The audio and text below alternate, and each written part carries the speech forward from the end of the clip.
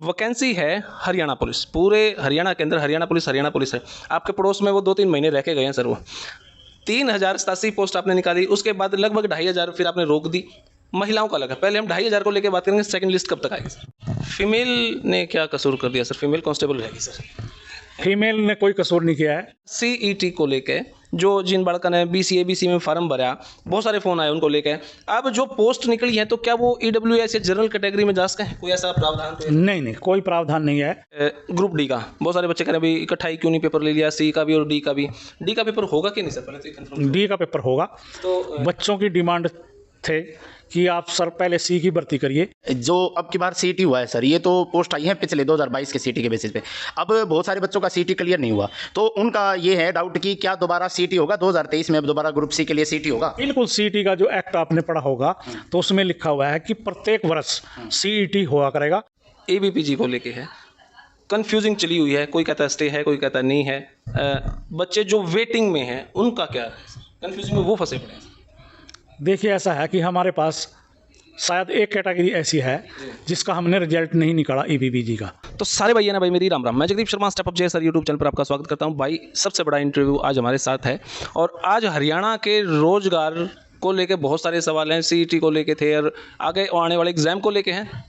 हमारे साथ हैं एचएसएससी के चेयरमैन साहब हमारे भोपाल सिंह खत्री जी। सर नमस्कार। नमस्कार जी, नमस्कार सर, कैसे हैं आप? बहुत अच्छे। वायरल सुना था जी, हो रहा था। कोई बात नहीं, तो चलता रहा है, मौसम बदल रहा है। लगभग 2 साल पूरे होने को हैं सर, आपको मुबारक हो सर इसके लिए भी। धन्यवाद जी। और मेरे ख्याल से पहली बार 31,500 पोस्ट आपने निकाली है, उसके लिए भी धन्यवाद सर। Thank you. तो हमारे साथ दीपक लाठर जी भी बैठे हैं। भाई फ्री में कोचिंग देने लग रहे हैं आजकल, तो पूरा जोटा मारेंगे। अभी बात कर रहे हैं मास्टर जी। राम राम जी, राम राम। तो सर पहला सवाल जो है, जो बच्चा के आए हैं, पहला सवाल ये है कि जो MPSW मेल की वैकेंसी है, फीमेल की वैकेंसी थी 339, आपने 110 और बढ़ा दी, 449 कर दी। मेल वाले ने के कसूर कर रखा है जी, उनकी वैकेंसी नहीं निकाल रहे हैं। सबसे पहले तो मैं बच्चों को होली की शुभकामनाएं, एक दिन बाद ही सही। और दूसरा, उनको शुभकामनाएं देता हूं कि हमने 32,000 पोस्टें सी क्लास की निकाली हैं, उसकी तैयारी में वो जुट जाएं। और आपका जवाब देने से पहले मेरी सभी कैंडिडेट से रिक्वेस्ट है जो सीटी क्वालिफाई हैं और दूसरी पोस्ट के लिए अप्लाई कर रहे हैं, वो हर इंस्ट्रक्शंस को बिल्कुल पूरे ध्यान से पढ़ें और अपना फार्म वो खुद भरें। और अगर वो साइबर कैफ़े वाले से भी भरवाते हैं तो वो साथ बैठें, क्योंकि एक छोटी सी गलती को हम बाद में सुधार नहीं पाते और इसी के लिए उसको हाई कोर्ट तक के चक्कर काटने पड़ते हैं। तो मेरा आपके माध्यम से सभी कैंडिडेट्स को प्रार्थना है कि अपना जो इंस्ट्रक्शंस हैं फिलअप करने की, वो केयरफुली पहले पढ़ें और तभी अपना फार्म भरें। कोई गलती जो हो गई उसको ठीक करने का चांस बड़ी मुश्किल से दिया जाता है, या देते ही नहीं, क्योंकि हमारे जो है वो डाटे चेंज हो जाते हैं बाद में। तो अपना फार्म जो है वो केयरफुली भरें। जैसे आपने कहा MPSW की बात, हम एक रिक्रूटमेंट एजेंसी हैं। जो रिक्विजिशन सरकार की तरफ से या डिपार्टमेंट्स की तरफ से हमारे पास आती है, हम उसकी एडवर्टाइजमेंट करके रिक्रूटमेंट का प्रोसेस शुरू कर देते हैं। जो MPSW की आपने पदों की बात की, ये सरकार की तरफ से या हेल्थ डिपार्टमेंट की तरफ से हमारे पास कोई डिमांड ही नहीं आई है।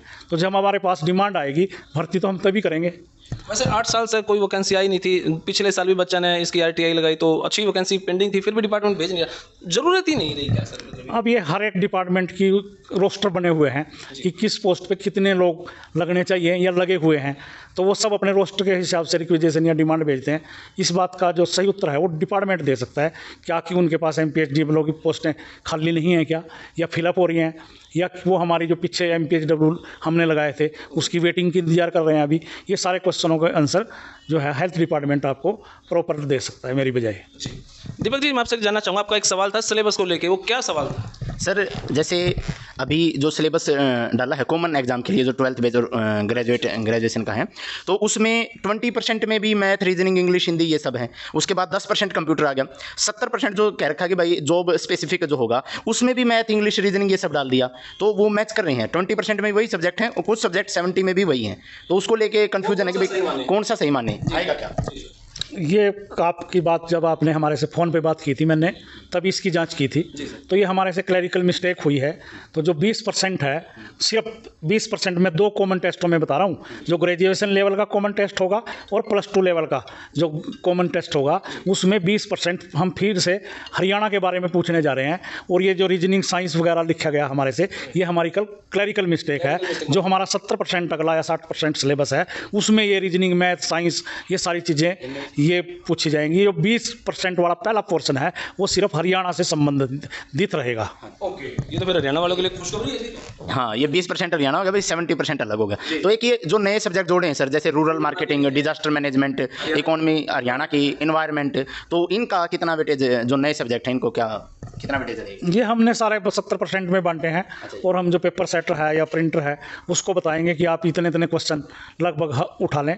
हम ये चाहते हैं कि जो ग्राम सचिव लगने जा रहा है, पटवारी लगने जा रहा है, क्लर्क लगने जा रहा है, उसको हरियाणा के बारे में, जो इकोनॉमिक है हरियाणा की, ये की स्कीम्स हैं, क्या क्या स्कीमें हरियाणा में चल रहे हैं, धरातल पे वो उतारने वाला है कर्मचारी। तो हम ये चाहते हैं कि उसको हरियाणा से की जो स्कीम्स हैं, इकोनॉमी है हरियाणा की, वो ज़्यादा पता हो। और इस तरह का जो सिलेबस है, इसीलिए ये सोच के डाला है कि वो हर चीज़ में ये हो। एक क्लर्क है, क्लर्क में पास हो के तो आ गया, उसको एक लेटर भी लिखना होगा, डीसी को लिखना है, सीएस को लिखना है, कहीं लेटर लिखना, उसको पता ही नहीं होता, अक्षरों का ज्ञान ही नहीं होता उसको, ये ही नहीं पता होता प्रेषक कौन होता है, प्रेषित कौन होता है। तो ये ऐसे ऐसे शब्द भी पूछे जाएंगे कि ये शब्द क्या होते हैं, हाँ इसका अर्थ क्या है, आपके लेटर के संदर्भ में क्रमांक नंबर इस पे, तो ये क्या शब्द हैं इस तरह के, ताकि उसकी स्किल बाहर आए।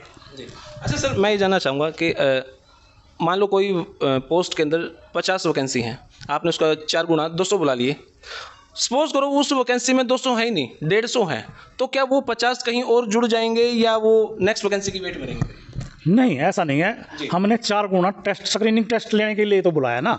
हमने पोस्टें तो 1 गुना है, मतलब मान जैसे आपने उदाहरण दिया कि 50 पोस्टें तो 50 है ना, हमने बुलाने 4 टाइम है, 200 बुलाने हैं। अगर हमारे पास 200 नहीं हो रहे किसी टेक्निकल पोस्ट के अगेंस्ट, 150 हो जाएंगे, 100 हो जाएंगे, 125 हो जाएंगे, 75 हो जाएंगे। हमारी पोस्टें तो 50 है ना, हमने तो पोस्टों से भरने से मतलब है। और ये ज़रूरी नहीं है कि कई बार ऐसा भी होता है कि उस पोस्ट के अगेंस्ट कोई कैंडिडेट ही अवेलेबल नहीं होता। पीछे देखा हमने कई कोचेज के उसमें कि पोस्टें 40 हैं कोच की और हमारे पास कैंडिडेट ही 10 हैं सिर्फ, तो हमने 10 जो एलिजिबल थे वो लगा लिए सर्विस पे। कई बार तो ये हुआ कि 10 कैंडिडेट थे, 10 में से 5 नॉट एलिजिबल हो गए और सिर्फ 5 ही पोस्टें भरी गई। तो हमारे पास तो जो उपलब्ध हैं उसी से तो हम पोस्ट भरेंगे। एक वैकेंसी है sir WPO, water pump operator, बहुत सारे बच्चों के मैसेज आए थे। तो पहले तो ये दिखा दी भाई ये जो इनके लिए पोस्ट, बाद में ये हटा भी दी।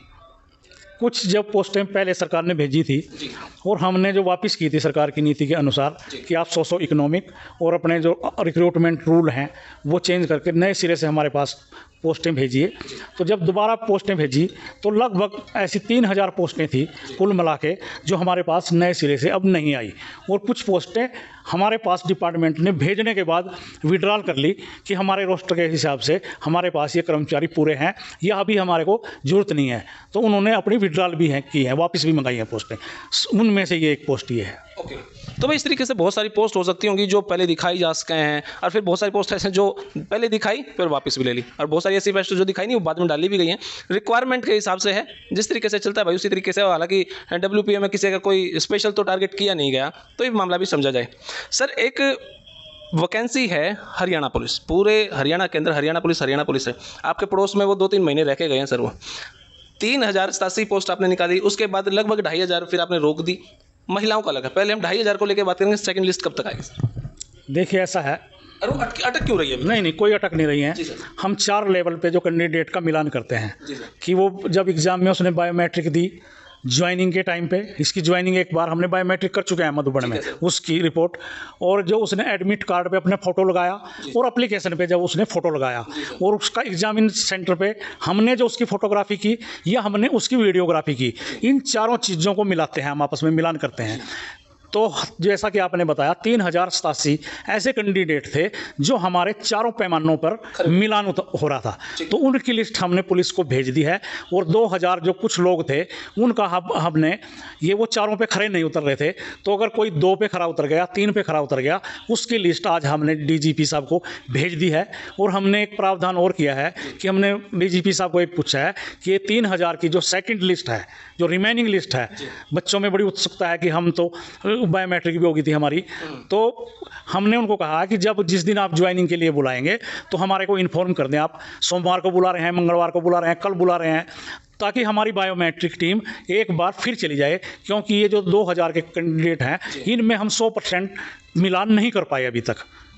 तो ये हमने लिस्ट भेज दी है। लास्ट कंफर्म जी, अब डीजीपी ऑफिस से हमारे पास इन्फॉर्मेशन आएगी आज ही और बच्चों को भी इन्फॉर्मेशन देंगे कि वो ज्वाइन कब करा रहे हैं, कल करा रहे हैं, सोमवार को करा रहे हैं, संडे को करा रहे हैं। तो इसमें कोई बच्चों को उत्साहित या उतावलापन दिखाने की ज़रूरत नहीं है, सबको ज्वाइन कराएंगे और जो वेटिंग वाले बच्चे हैं उनको भी बाद में ज्वाइन कराएंगे, ताकि जो मेन लिस्ट है हमारी पहली, हम ये देख लें कि उनमें से कितने लोग ज्वाइन करने नहीं आ रहे हैं या absent हो गए हैं। फीमेल ने क्या कसूर कर दिया सर? फीमेल कांस्टेबल रहेगी सर? फीमेल ने कोई कसूर नहीं किया है और जैसा कि आपको पता है कि फीमेल कांस्टेबल पर अभी माननीय उच्च न्यायालय की तरफ से स्टे है। तो क्या स्टे इकट्ठा नहीं था, फीमेल पर ही था? नहीं, वो फीमेल पे ही था स्टे और इन्होंने जो अपोजिट पार्टी थी उसने भी और जो हमारा एजी ऑफिस था उसने भी जो समझने में गलती की कि ये दोनों केस क्लब कर दिए हैं कोर्ट की तरफ से। केस क्लब हुए थे पर मेल पे कोई स्टे नहीं थी। तो हमने एजी ऑफिस को और सरकार को ये बताया कि ये क्लब जो किया हुआ है केस, ये गलत किया हुआ है, मेल पे कोई स्टे है ही नहीं। तो वो इसी बात पे लगे हुए थे कि ये दोनों पे स्टे है। तो एजी साहब ने रिपोर्ट दी कि सिर्फ फीमेल कैंडिडेट्स की ज्वाइनिंग पे रोक है, मेल पे नहीं है। ओके, तो भाई लेकिन ज्वाइनिंग हो तो जाएगी ना सर? बिल्कुल 100% ज्वाइनिंग हो जाएगी। 24 अप्रैल डेट लगी हुई है और जो स्टैटिकल इंस्टीट्यूट की तरफ से आया था उसने समझाने का प्रयास किया जज साहब को और 24 तारीख को हम एक और एक्सपर्ट भेज रहे हैं जो जज साहब को ये समझाएगा कि नॉर्मलाइजेशन क्या होता है और कैसे किया जाता है। जब ये जज साहब की समझ में आ जाएगा और एक प्ली ये भी हो गया कि मेल जो है वो ज्वाइन हो गए हैं, शायद इससे भी थोड़ा सा उसको रिलीफ मिले फीमेल को कि उनकी भी ज्वाइनिंग हो जाए। होगी, बिल्कुल 100% होगी। देर आएंगे पर दुरुस्त आएंगे।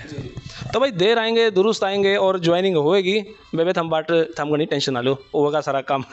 सर एक सवाल था सीईटी को लेके, जो जिन बड़का ने बीसीए में फार्म भरा, बहुत सारे फ़ोन आए उनको लेके। अब जो पोस्ट निकली है तो क्या वो ईडब्ल्यूएस या जनरल कैटेगरी में जा सकते हैं? कोई ऐसा प्रावधान? नहीं, कोई प्रावधान नहीं है।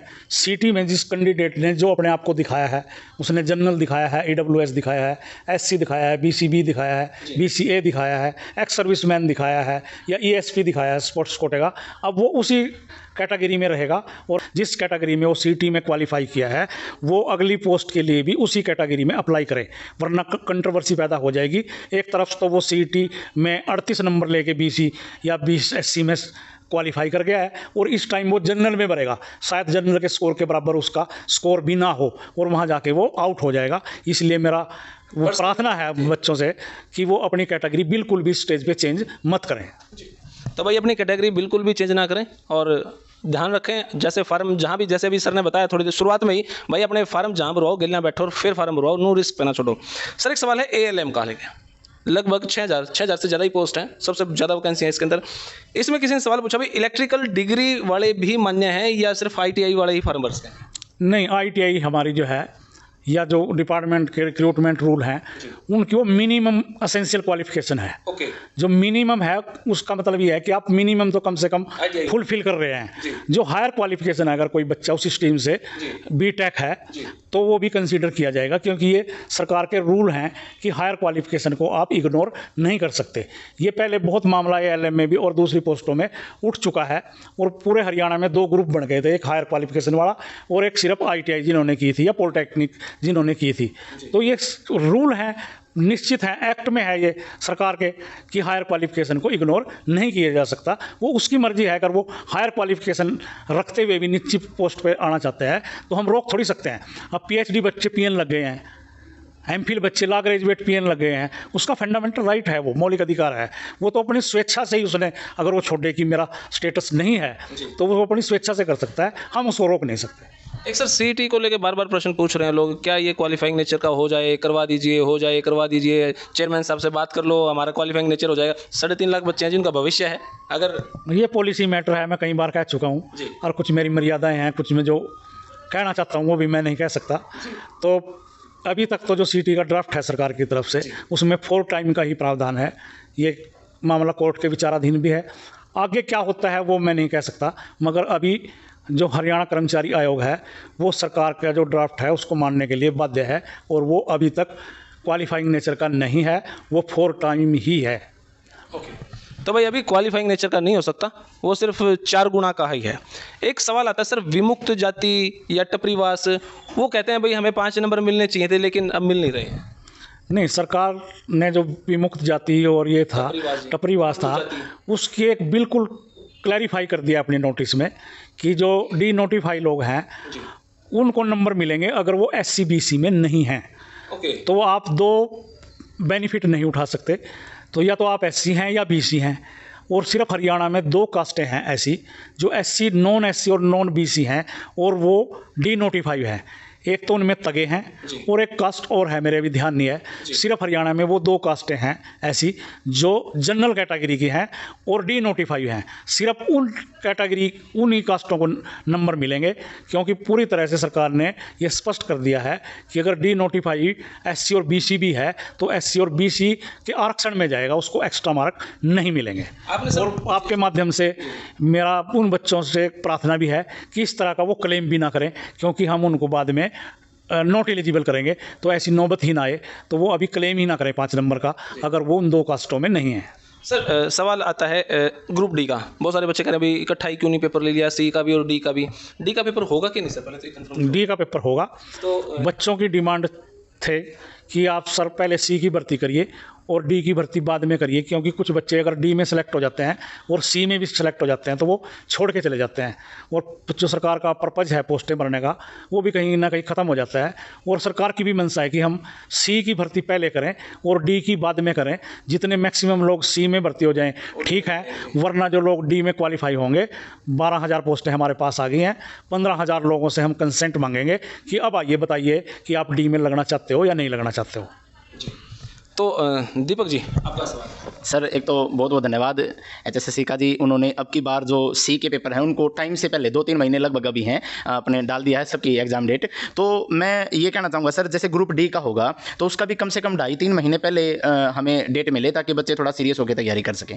क्योंकि पहले जो डेट आती है सर वो 20-25 दिन पहले ही आती हैं, और बच्चे उसमें फिर इतना, अब जैसे डाला है अब की बार कैलेंडर डाल दिया है तो ये बहुत अच्छा है सर। तो रिक्वेस्ट है कि ग्रुप D में भी पहले इसी तरीके से किया जाए। सर हर बार बच्चे कहते हैं कि इस तरीके का एक कैलेंडर क्यों नहीं जारी किया जाए? हमने C क्लास का कैलेंडर जारी कर दिया है और वो शायद जुलाई तक हमारा समाप्त होगा। और मैं ये कहना चाहता हूँ बच्चों को कि हमारा जो अगस्त और सितंबर में D का एग्ज़ाम मान के चलें, वो इससे पहले नहीं हो रहा है। C का हमने कैलेंडर भी जारी कर दिया है, सिलेबस भी जारी कर दिया है। और हरियाणा के इतिहास में हरियाणा स्टाफ सिलेक्शन कमीशन ने अब की बार जो बच्चों की मांग थी कैलेंडर की और सिलेबस की, वो उनकी सुविधा को देखते हुए, अपनी सुविधा को देखते हुए और ट्रांसपेरेंसी ले आने के लिए वो अब की बार क्लियर की है। और हम चाहते हैं कि जो जिस पोस्ट का जो एक्सपर्ट है वही लगे, जैसे JEE है, स्टाफ नर्स है। स्टाफ नर्स से अभी तक हम जनरल नॉलेज पूछ रहे थे, हम ये भी नहीं पूछ रहे थे कि उसने मरीज को अटेंड कैसे करना है, उसका जो सिलेबस है उसने जो पढ़ा है, बच्चे वो अपनी डिग्रियां जो उन्होंने पढ़ी थी अब वो उठा लें दोबारा से, क्योंकि लगभग 60 से 70% सिलेबस का ही पूछा जाएगा। एक जो अब की बार CT हुआ है सर, ये तो पोस्ट आई है पिछले 2022 के CT के बेसिस पे। अब बहुत सारे बच्चों का CT क्लियर नहीं हुआ, तो उनका ये है डाउट कि क्या दोबारा CT होगा 2023 में, अब दोबारा ग्रुप C के लिए CT होगा? बिल्कुल, CT का जो एक्ट आपने पढ़ा होगा तो उसमें लिखा हुआ है कि प्रत्येक वर्ष CET हुआ करेगा। तो वो कमीशन की इच्छा है कि वो कब करें, तो हमने फैसला लिया हुआ है कि हम अक्टूबर नवंबर में ये CET का जो एग्ज़ाम है वो कंडक्ट कराएं। वो इसलिए कि उस टाइम तक जो भी बच्चे +2 कर रहे हैं वो +2 कर लें, 10th कर रहे हैं 10th कर लें, किसी की ग्रेजुएशन कंप्लीट नहीं हुई वो अपनी ग्रेजुएशन कर लें। तो ये जो अक्टूबर नवंबर तक है सारे रिजल्ट आ चुके होते हैं, तो हम हर वर्ष अक्टूबर और नवंबर में CET का एग्ज़ाम लिया करेंगे। तो जी सर, ये मान लिया अब जुलाई तक चलेगा ग्रुप C का, तो इसके बाद हम मान के चलें कि भाई जुलाई तक ग्रुप C हो गया, अगस्त सितंबर में ग्रुप D हो गया और अक्टूबर नवंबर में दोबारा ग्रुप C का CET हो गया, ये कंफर्म है जी? बिल्कुल नहीं, ग्रुप C का ही CET नहीं, अगली बार हम, अब की बार तो हम D का, हाँ आपने ठीक कहा कि D का अलग से CET लेने जा रहे हैं, पर 24 से हम D और C का जो है CET एक ही लेंगे।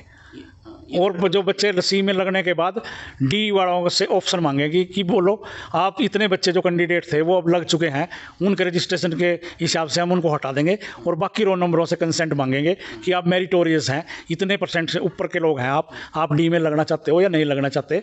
तो अगले साल से 24 से C और D जो CET है वो कॉमन ही होगा, ना कि अलग अलग। सर लास्ट सवाल ABPG को लेके है, कन्फ्यूजिंग चली हुई है, कोई कहता स्टे है, कोई कहता नहीं है। बच्चे जो वेटिंग में हैं उनका क्या है? कन्फ्यूजिंग में वो फंसे पड़े हैं। देखिए ऐसा है कि हमारे पास शायद एक कैटेगरी ऐसी है जिसका हमने रिजल्ट नहीं निकाला ABPG का, वो भी इसलिए कि हमारे रिकॉर्ड जो है वो विजिलेंस के पास है पार्टिकुलर उस पोस्ट का, उसमें हम ABPG का रिजल्ट नहीं निकाल पाए। और उस जो एक आरक्षण दिया था 5 जातियों को, SSP क्या बोलते थे उसको, अच्छा वो स्पेशल बैकवर्ड क्लास, हाँ, उसका कुछ रिजल्ट हमारे पास रह गए हैं। हमारे पास रिजल्ट कोई बकाया नहीं है। रही अपॉइंटमेंट पे या ज्वाइनिंग पे रोक है नहीं है, या जो को ये डिपार्टमेंट अपने हिसाब से इस चीज़ को घुमा रहे हैं, ये सारा सब जुडिस है, कोर्ट का विषय है ये। मैंने अभी तक इस चीज़ की स्टडी नहीं करी कि ज्वाइनिंग पे रोक है या नहीं है, पर रिजल्ट डिक्लेयर करने पे कोई रोक नहीं है। बहुत बहुत शुक्रिया sir. Thank you thank you sir. धन्यवाद जी, धन्यवाद। तो भाई इतना बड़ा इंटरव्यू आपने देखा। मेरे पास जो सवाल थे भाई मैं दिल तय आपके लिए पूछ लिए। अब आपका क्या कहना कमेंट बॉक्स में रहने। तब तक के लिए धन्यवाद। जय हिंद, भारत माता की जय। थैंक यू मेरे भाई।